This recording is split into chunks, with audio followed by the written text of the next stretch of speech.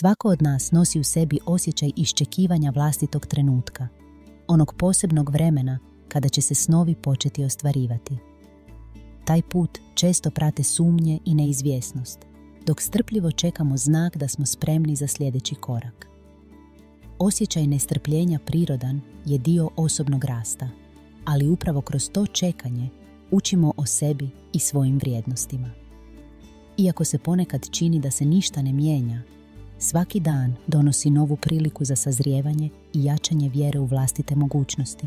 Važno je prepoznati da je svaki trenutak čekanja zapravo korak bliže našem cilju. Sve što ste do sada prošli bilo je priprema za ono što dolazi. Svako iskustvo, bilo pozitivno ili izazovno, oblikovalo je vašu snagu i mudrost.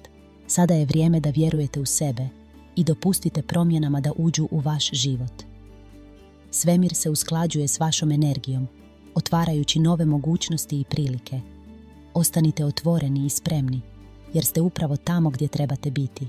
Prepoznavanje vlastitog vremena ključno je za osobni rast i zadovoljstvo.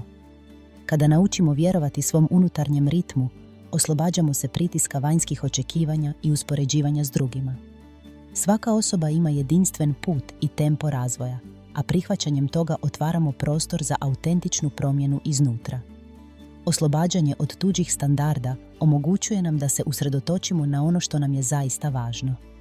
Na taj način, unutarnja transformacija postaje prirodan proces, vođen našim vlastitim potrebama i vrijednostima.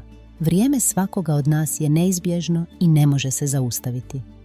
Sada je trenutak da povjerujete u sebe i prepoznate vlastitu snagu.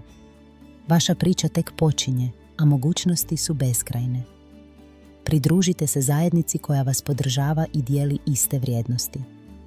Zajedno možemo ostvariti više nego što možemo sami. Neka vas ova poruka inspirira da nastavite naprijed i vjerujete u svoj put.